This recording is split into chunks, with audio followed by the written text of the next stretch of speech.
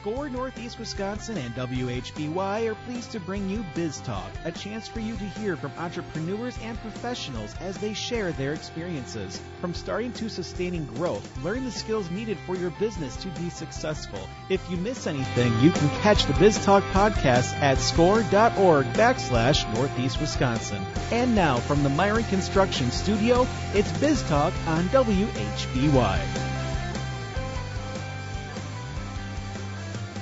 We're doing a special series tracking the commercial landscape of sports and recreation. And my guest host, co-host today, Adam Clawwitter. Is it Clawwitter? It is Clawwitter. People call it clam chowder, but I mean, it's fine. All right. So listeners, it's Adam Clawwitter. And Adam and I are going to be talking with some folks, and I'm going to let Adam introduce our guests in just a moment. But I'm Rick Sense, and you're listening to BizTalk with SCORE. And again, we're really excited about our subject matter this month as we're spending some time talking through the whole world of commercial landscape of sports and recreation, as I mentioned before. Did you know that Americans now spend a staggering $1.5 trillion annually on sports and the outdoors? If you want to put that in perspective, look at what we spend on our other hobbies. Live performances, comedy clubs, things like that, we spend $30 billion on that. Going to movies and watching streaming and TV, it's $150 billion. Reading, $150 billion. Museums and historical sites, $200 billion. It's amazing the amount of money that we spend on entertainment. But this represents, not just a massive historical shift over the past 5 decades. It's really becoming even more pronounced as we go further in our society. If you look at what the average family income has increased by 7.5 times over the past 50 years, and an inordinate amount of that is being spent on recreation, and that spending has surged by more than 50 times. Today, the industry contributes more to the U.S. economy than traditional pillars like agriculture, mining, and utilities. So throughout this month, we will speak with the innovators and executives leading this high-growth sector to see how they are reshaping the experience for participants and spectators. And we have a really awesome program today with Professor Kiefer and Elizabeth Taylor. And I just want to introduce the guests a little bit. So, Kit, I had a pleasure of, having you as a professor. And you have just such a cool career path, writing for the New York Times, being at Delta Dental, Berkshire Hathaway, worked with some marketing agencies, working with major sports teams, and you've even written books for Marvel Entertainment. How did you get into teaching? And I know you didn't start at the School of Business, so maybe you can just kind of talk about kind of that progression as well. Yeah, so I was at Delta Dental, and I felt like I was at kind of a career dead end, and Delta Dental had a wonderful program that was a 75% tuition reimbursement. So I went back to grad school. I got my master's in communication. At that same time, I had 3 small kids. I was writing books for Marvel Entertainment, and I was writing for the New York Times. Liz could relate to that kind of multitasking, So at that point, after I got my master's, the School of Communications said, hey, we'd love you to teach social media and teach a couple other classes. So I did that. Then I got traded to the School of Business for a couple of printer cartridges and a used lanyard. And from there, I started teaching marketing research and marketing platforms and systems and brand and product management, but my background's in sports marketing, and we'll get into that later on. So it was such a thrill for this program to get started and for me to actually go back to my roots. Liz knows I couldn't be more pumped for this whole thing to take off, and honestly, I can't wait for August to get done and for September to come around so we can start teaching this thing. Liz, so what's really cool is you are actually a UWSP alumni as well. So, playing volleyball, ran track here. You went to Miami University to get your master's of kinesiology. And then you went to Temple University. So, what is it like to just kind of be back to USP and, being back in kind of a role of professor now? Yeah. Being back here is really special for me and my whole family. So my husband's also UWSP grad. He was a student athlete. He was a swimmer. We got married on campus, actually, back in 2018. We got married on the front lawn of Old Main. So we are both two incredibly proud alums, and he's actually back. He's the new assistant swim and dive coach at UWSP. So we'll both be working on campus. And what I think is so special is it's not an exaggeration for me to say the folks in the Century School and UWSP athletics are why I'm here today. They afforded me so many opportunities for internships and student work experiences, connected me with the faculty at Miami, and wrote me letters of recommendations to get into both Miami for my master's and then Tennessee for my PhD. So I'm excited for the opportunity to support our students here at UWSP in that same way. And of course, I'm excited to build one of the top sport business programs in the country. I'm only a little bit competitive, but we will just continue to grow and evolve. And there's so much interest in the program already. So I too, Kit, I'm not wishing away summer just yet, but I'm really excited to get back on campus and welcome our first cohort of students.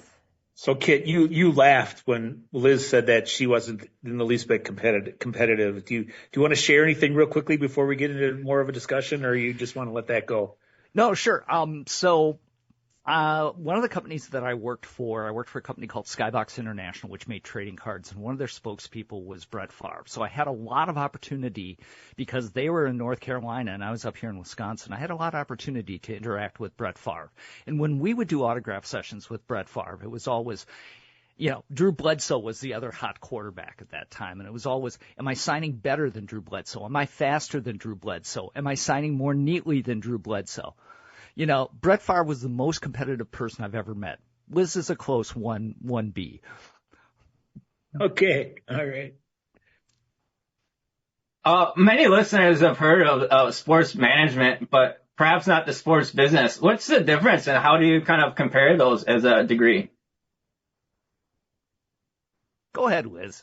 I can jump in here. So the nuance is small, right, in the language between sport business and sport management, but the distinction is actually pretty big from an academic perspective. So most sport management programs came out of physical education and kinesiology. So students may have to take courses in anatomy and physiology or exercise science. And those courses are really great and likely challenge students to learn important concepts, but our program is grounded in business, which is the foundation of the sport industry. So our students are going to gain an understanding of the financial aspects of sport law and sport marketing, as well as have opportunities to understand sport governance at different levels like amateur sport, college sport, international sport.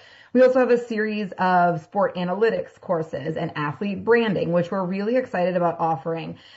We have a course that's going to be offered in the spring that we're going to call the Business of Women's Sport, which our other faculty, Dr. Jessica Broham, is going to teach.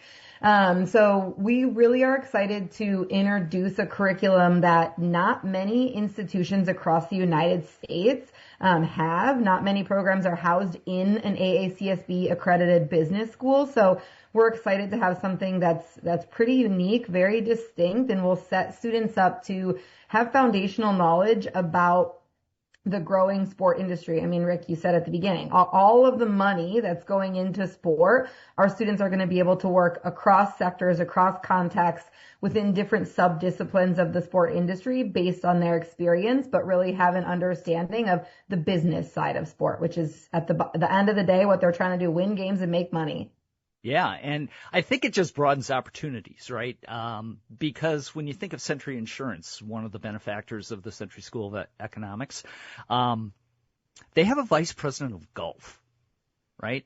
When I was at Delta Dental, I managed the sponsorship relationship with the Milwaukee Brewers. We're talking about jobs like these, which are fantastic jobs. They're not working for the Green Bay Packers, right? But they're sports adjacent. They get you in the room. And they're a lot of fun. They pay really well, and they give you some tremendous opportunities. So what we're doing is we're expanding that playing field beyond just sport management to all these other opportunities. I think that leads really well into one of the questions I had, which is like sports is this really big industry, but there's a lot of things that people do, the careers that people typically think of, but maybe just a little bit more on like what some of the topics or the jobs that people maybe don't even think about or that, want to expect that you could lead into from this degree. Sure. So I spent almost 20 years in the trading card industry. So now you see cards selling for millions and millions of dollars, right?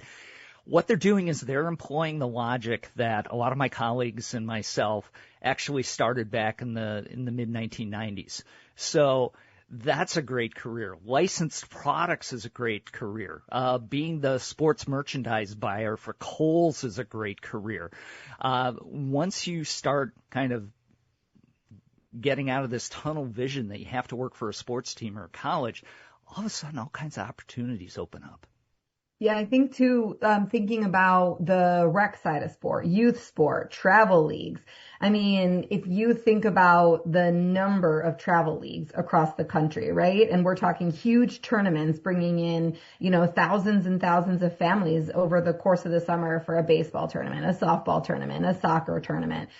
Think about the growth in women's sports. So we see, professional women's soccer, professional women's softball. Now we have professional women's volleyball, multiple leagues. So a huge growth opportunity in working in women's sports, high school sports. I mean, we're prime for that in Stevens Point with the WIAA headquarters right down the street from campus. But most high schools have an athletics director or an activities director. So like Kit said, the opportunities, they are so vast, and most students will likely come in with an idea of working for a team, especially coaching. That's probably what a lot of them will first think about, is coaching and being in the front office. But we're excited to show them how many different areas beyond that they'll have the opportunity to work in with a degree in sport business. And let's not forget about data analytics in sports either. We also have a data analytics program. But I was just reading today that one of the fastest growing companies in sport business applies cutting edge data analytics to club teams and high schools, right? So the analytics revolution is working its way down the chain. And that's another great opportunity, given we have a data analytics major already, is just to wrap that into sports. I think this is a really great lead into my next question, was actually just about like all the different changes that are happening with the sports industry. And, we have the name, image, likeness, women's sports, analytics, now AI. It seems to be just like every part of everything, really. But just like kind of some of the changes that you're seeing, and maybe how you're kind of thinking about building a curriculum that's going to stay relevant, just as, students enter the workforce, and just kind of things that they can take along their whole career. Yeah, this is a really great question. And I think something that a lot of, especially sport programs, they struggle with, because the change in the industry is so quick that we're seeing shifts from, especially at the college level, with the changes to NIL, with the new pay-for-play model, conference realignment, all of that sort of thing. And this is an area that we really focused on when we were thinking about the curriculum, because some things remain largely unchanged, right? So if you're thinking about sport finance, a balance sheet is the balance sheet primarily, right? In sport marketing, the 4 P's of marketing are the 4 P's of marketing. How you apply them and what they look like might look different, but what we're excited about is to have that foundation, but then also acknowledge the changes in the industry and think about why we selected some of the courses that we did. So for example, we have a sport sustainability course that we're going to be offering this fall. Sustainability is something that every team and league is thinking about right now, right? Not just how can we decrease waste at the stadium, but if you're thinking about conference realignment and all of a sudden Cal is flying to the West Coast, or from the West Coast to the East Coast for a Tuesday night women's basketball game on their private jet. How does that have an impact on, our climate? So we have a class that's dedicated toward that. Kit mentioned our data analytics major. We have a series of sport analytics courses because it's so much more than Moneyball. When we first started talking about data analytics and sport analytics, it really was Moneyball, right? But they are using data in so many more ways than we were 10, 15 years ago in sport that our students need to understand, just have a basic understanding of data. What's good data? What's bad data, right? How do you collect it? How do you analyze it? How do you,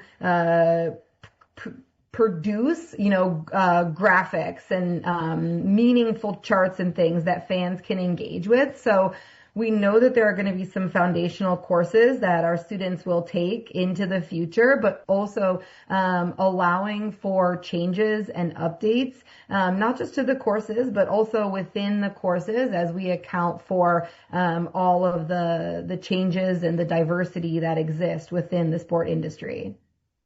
And I'll give you guys a scoop and tell me if you've heard this, that Shaquille O'Neal is starting his own basketball league called the Dunkman League.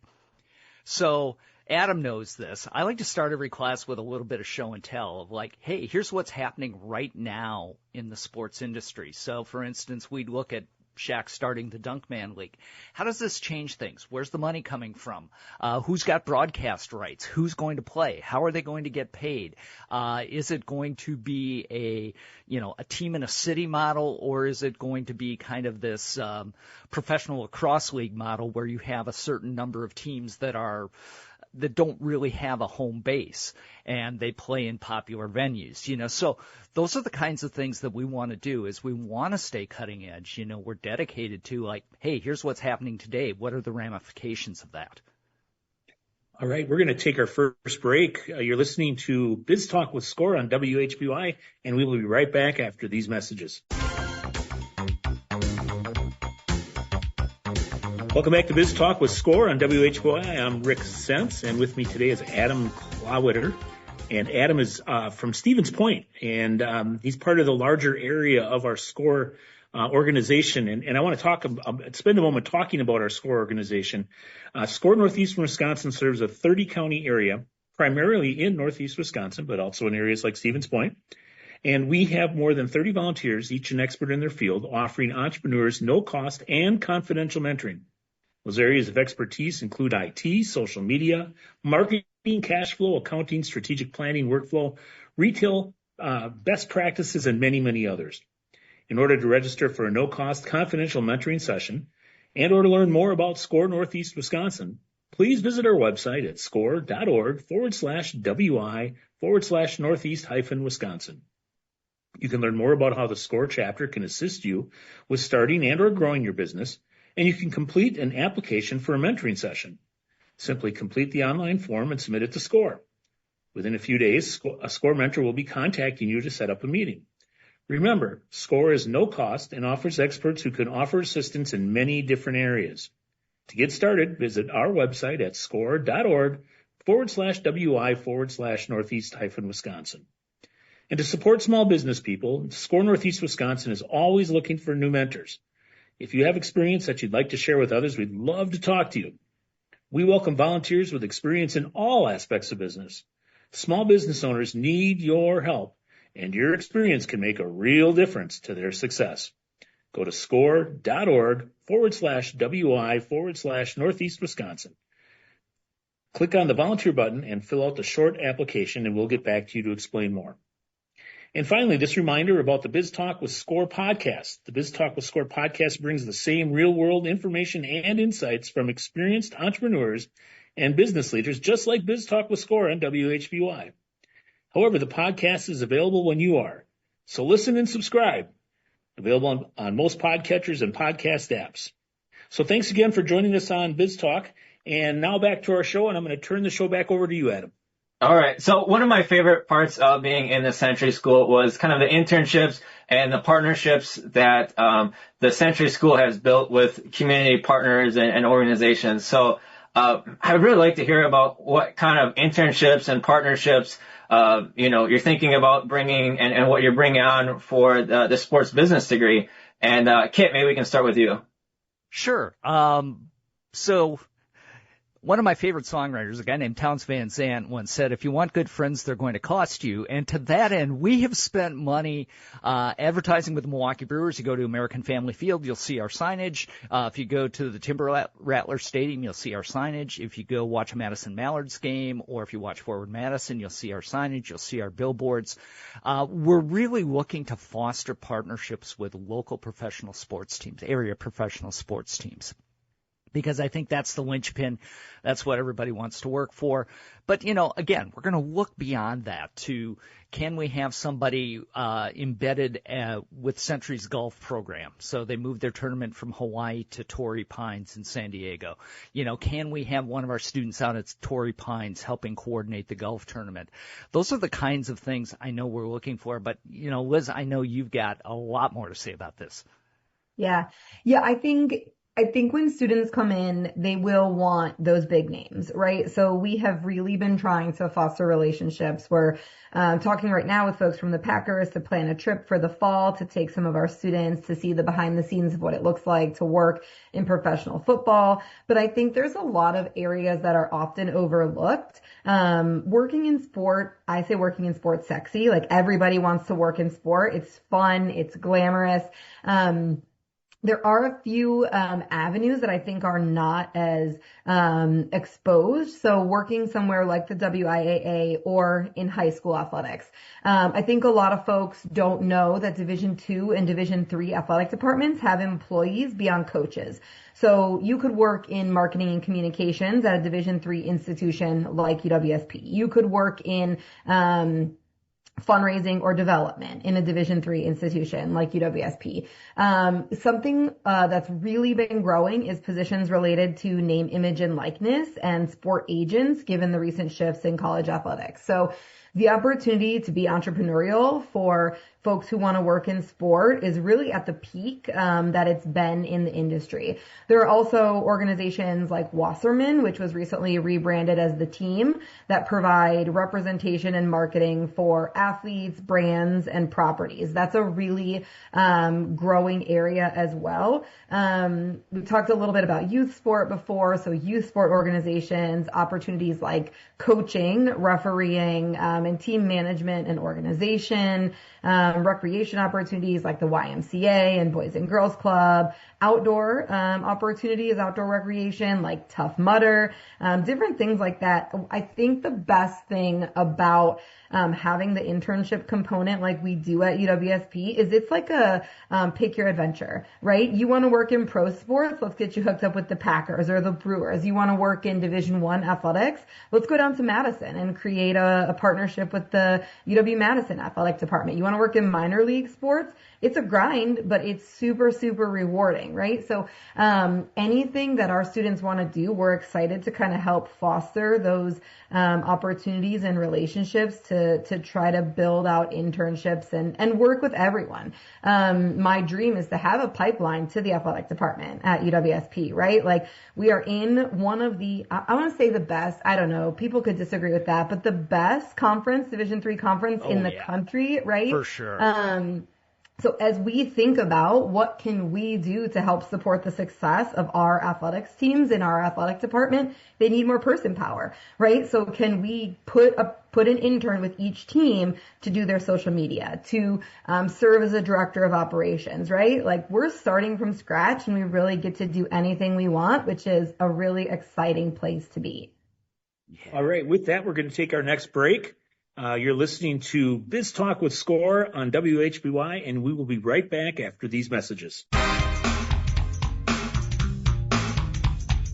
Welcome back to BizTalk with Score on WHBY. I'm Rick Sense, along with Adam Claywitter this weekend, and we are having a very interesting conversation with Liz Taylor and Kit Kiefer, and we're talking about University of Wisconsin, Stevens Point. We haven't said University of Wisconsin, Stevens Point once. Probably be good to say that. Yeah. Yeah. So thought I'd bring that in there. But UW Stevens Point, or UWSP, as you've been hearing it all morning, and talking about the interesting business program that's taking place there is being developed, and it's executed and out running. So, and with that, we're going to go ahead and get back to the conversation, and I'm going to turn the conversation back over to you, Adam. All right. So a lot of our listeners are entrepreneurs and business owners. And so I think it'd be really cool to talk about maybe just some of the opportunities for a student that goes through the program that maybe wants to be an entrepreneur themselves, or just any cool stories that you have related, to entrepreneurship and sports business. Yeah. So, first of all, the Century School at UWSP is very entrepreneur focused. I know in my classes, there's roughly 20% of students who want to start their own business. We have something called Agency 81 that Adam's familiar with, which is a student-run marketing agency that exists to work with entrepreneurs, particularly student entrepreneurs. So there's a lot of support services within the Century School for people who want to start their own business. And we do have stories of people starting sports-related businesses. Last year, I had someone in my class who started a golf apparel business called Faith Forward, which was golf apparel with Bible verses either under the lid of the cap or in the neck of the shirt. And had a great business plan. We helped him craft the business plan. We helped him find suppliers, distributors, so forth. And he's taking off with that. So there's a lot of stories along that line. And sport business is no different from any other business when it comes to that entrepreneurial support. Yeah, I think I didn't realize just how entrepreneurial sport was until I attended the TED Sport Conference last September in Indy. I was excited to go to the conference and network with folks, and I imagined that folks, a lot of them were going to work for professional teams, professional leagues, maybe like an Adidas or a Nike or Under Armour. But what I found is majority of people there own their own business. And the scope of what they did at their business was so vast. It was incredible. I met a woman who owns a sport philanthropy company. So she works with athletes who are interested in starting their own foundations, and things like that. So she travels around the country, has a network of athletes who she works with. They put on events, raise money, do things like that. I met another guy who owns a company called Super Quick Question. The idea behind it is that he partners with corporations. So he might partner with say like where Kit used to work at Delta Dental or State Farm Insurance or Verizon, and the company pays the athletes to answer questions of their customers. So maybe they pay someone like Aaron Rodgers or Jordan Love or somebody like that, and then they answer 60 questions in an hour directly to fans. So you hop on like a FaceTime call, you get to ask your question, and you're having a conversation with your favorite athlete. So just the scope of what you're able to do in the sport industry is so incredible. I think we also are in a great time for athletes to start their own business now, especially because college athletes can profit off their name, image, and likeness. So not only can they create a business, but they can also create a brand that partners with tons of different types of companies, posts on social media, engage in commercials or things like that. So the opportunity to be entrepreneurial is really at its peak, which I think is super exciting because I know our students at the University of Wisconsin-Stevens Point are really creative. So I'm excited to see what they come up with. Right. And you look at areas like sport nutrition. You look at areas like sport training aids. These are some very fast-growing areas, and especially in the area of sport nutrition. The Century School is within the School of College of Professional Studies, which also includes a wellness school. So we've got people who are being trained on that segment who can cross over into sport business and come up with a sport nutrition product. So, again, the opportunities are just so vast when you think about them.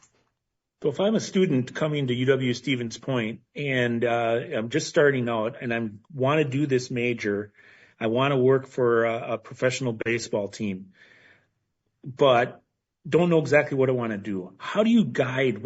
What's the process to get somebody kind of zeroed in more directly on what they want to study? And then secondarily, do they just major in this or do they pick up other majors to support that maybe choice of path for their work future? Yeah, that's a great question.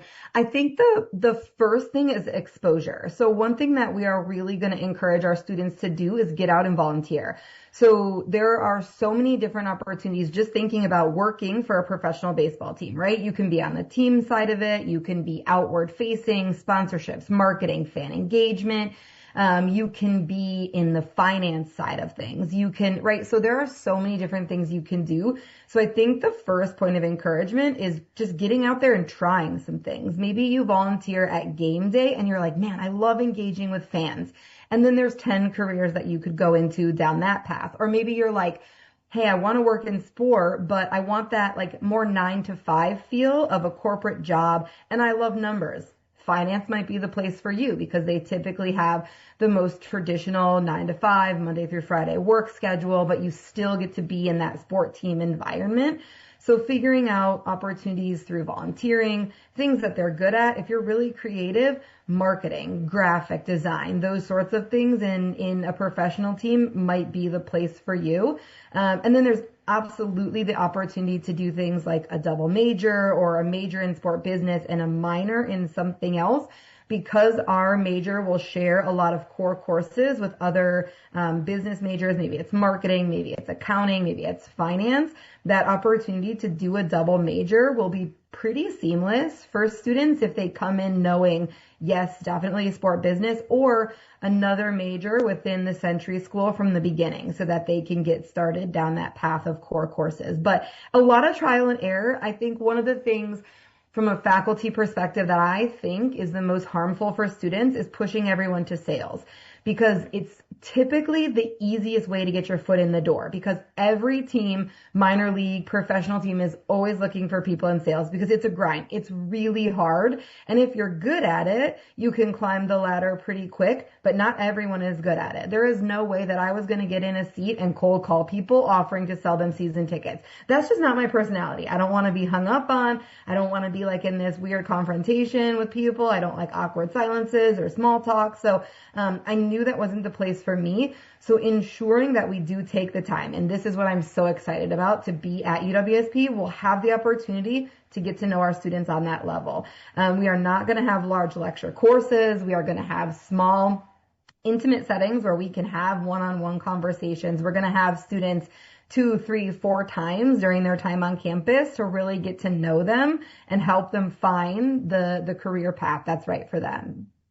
Are you going to be offering for like professional development and things for maybe some of the adult or in the workforce learners as well? Yeah, this is a great question, and this is something that our other incoming faculty, Dr. Jess Brohem, and I have talked a lot about, because I think so often, especially if you think about youth sport, we just throw people in. Oh, you're a parent of a kid, we need a coach, go ahead and do it, right? Whether or not you've ever played soccer or baseball or anything before, we just throw you in. And there are a lot of opportunities for learning, whether it's X's and O's, right? But also the people management. A lot of times coaching and working in sport is just managing people and personalities, understanding communication styles. So we are in the process of putting a proposal together for a sport lab, a sport business lab, and it'll have several pillars. One of them will be research. One of them will be kind of that community engagement. And part of that, we've talked about doing some more like continuing education type courses.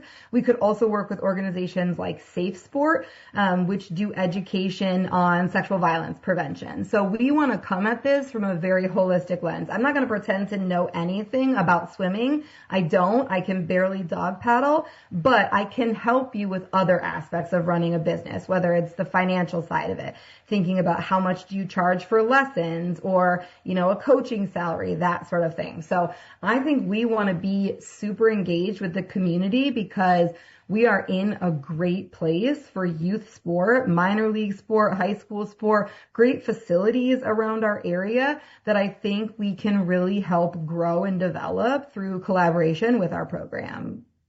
And I want to add on top of this, Liz mentioned sport labs, and that brings up the fact that we are building a state-of-the-art business school here.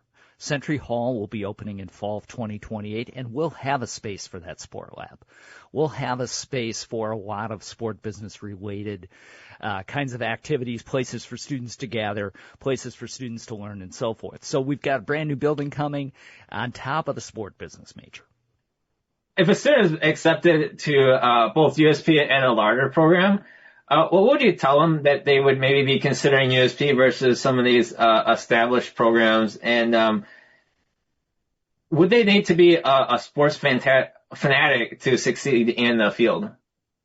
Yeah, this is a really great question because I think, as you consider where you want to go to school, you have to think about this aspect of it. And I don't know that every student knows that there are some pretty large differences between a teaching institution like UWSP, and a larger research intensive institution like, say, UW-Madison. So, the experiences afforded to a student at a place like UWSP will be really important for their future. So you'll have internationally known faculty, internationally recognized faculty teaching your courses who would love to write you letters of recommendation, and they'll be able to do so in a way that's tailored toward their engagement with you. So at a larger institution where you have more lecture-based courses, you might have teaching assistants, you're not actually engaging in the faculty, writing letters of recommendation can be very challenging. And I say this as someone who spent the last 9 years at a teaching institution teaching big classes. So we'll be able to get to know you. We'll be able to write a tailored letter of recommendation for graduate school or a job, whichever path you'd like to go. You'll also have small classes so you can get to know your classmates. So in sport, and our students are going to get annoyed by this, but we're going to keep talking about networking because networking in sport is so important. You'll often hear it's not what you know, it's who you know. And Kit can attest to that, right? But your network starts with the students who are in your class. So you'll get to know them more than just like, hey, that's that girl who always wears, the backwards hat, or hey, that's that guy who's on the football team, right? Like you'll get to know them, their name, their hometown, what their experiences are, and where they want to go. That's your future network who you can then draw from as you're going through the job search. Or maybe you're thinking of pivoting, or you're in marketing for a football team, but you really want to be with an MLB team or something like that. And the structure of the courses will also allow for real world application through things like case studies, or consulting type opportunities. The final thing I'll say before I hand it over to Kit, is the internship requirement. So yep. I'm so excited about the required internship because this is how you get your foot in the door. This is how you get the real world hands-on experience before you even graduate. So our students will have the opportunity to do a 3 to 12 credit internship during their time on campus. And this will be so influential to their time, in the job search, right? Writing their resume, writing their cover letter. They'll have the experiences. It's not just theoretical. They're not just talking about it in their class. They'll have it.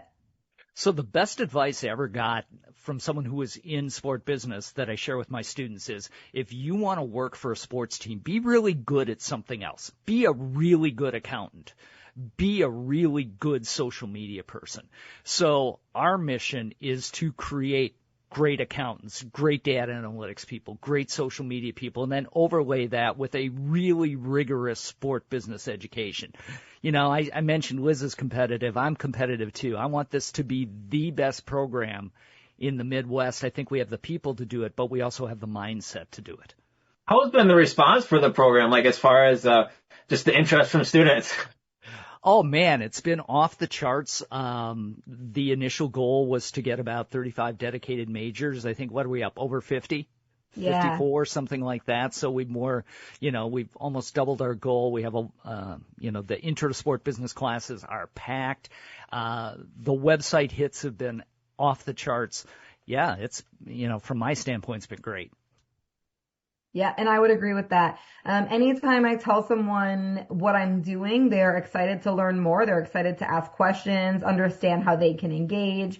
So I think as we get the message out there more, have a full recruiting cycle for students who are coming in fall 2027, we're set for a really, really bright future. Yeah, so many people think of UW-Stevens Point in the broader sense as a school for natural resources. We want them to be thinking, oh, yeah, it's that school for sport business and natural resources. But sport business listed first. No competition here whatsoever, folks. None. Okay. We're going to take that as our next break stop, and you are listening to BizTalk with Score on WHBY, and we will be right back after these words. Welcome back to BizTalk with Score on WHBY. I'm Rick Sense along with co-host Adam Kleiwitter this weekend, and you are listening to a great conversation, hopefully you have been, that is, with Kit Kiefer and Liz Taylor from the University of Wisconsin-Stevens Point's newest, I guess it's the newest, is that fair, Kit, Liz? Yeah, that's fair. Okay, newest program, and it is sports management, sports business, is that the actual official name? Sport business. Sport business. Okay. Sport business. Want to make sure I'm getting that right. Okay. And before we get into any more of the conversation, I'm going to spend just a moment thanking our sponsors.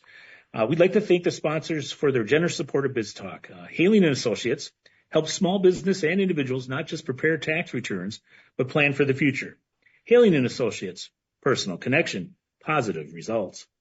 Wherever you are in life or in the life of your business, Johnson Financial Group works to match the banking and wealth services needed to help you complete your mission. Thank you to the Business News for promoting our program in the biweekly business newspaper serving Northeast Wisconsin with the latest business news and topics for the region.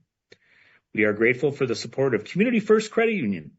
At its core, Community First Credit Union is a community of member owners where people work together to improve their financial well-being and help one another.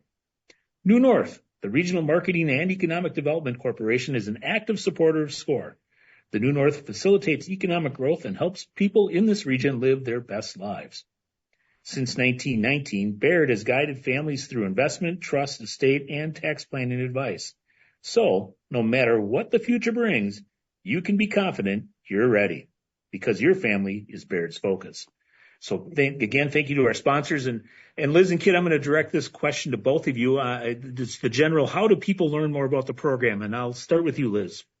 Yeah, so the easiest way is just to visit the UWSP website. So it's www.uwsp.edu. And you can search for the sport business major under the academics tab, and it will list all the majors. You can scroll down, or you can, search it in the search tab to just do sport business. You can also reach out to us via email. So etaylor@uwsp.edu, and we'd love to have you on campus. So reach out if you have any questions. I'd also add we're both on LinkedIn. So anyone who's on LinkedIn who wants to connect with us, we'd love to connect with you. So my last name is spelled Kiefer, first name is Kit. Yeah, come find us. Yeah, we'd love to join your network.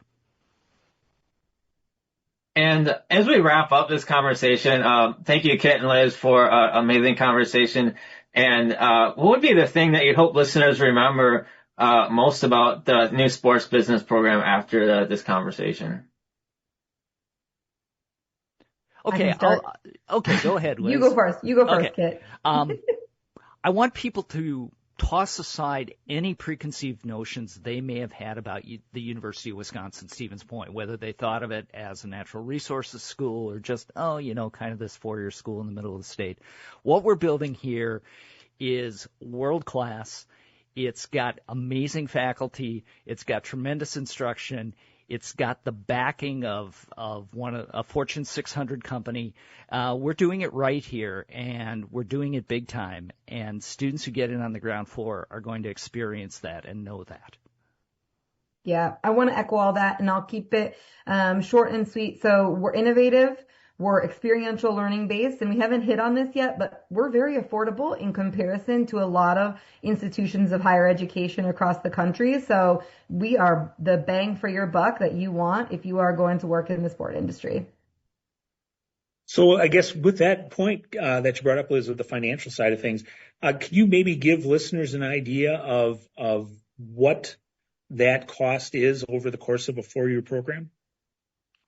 That is a really great question. Depending on if you're on campus, living at home, want a meal plan, or you're just paying for tuition, things are going to differ greatly. Tuition is about $4,500 a semester. And then you add on things like room, residence halls, meal plans, room and board, that sort of thing. It will increase the price, but baseline tuition is about $4,500 a semester.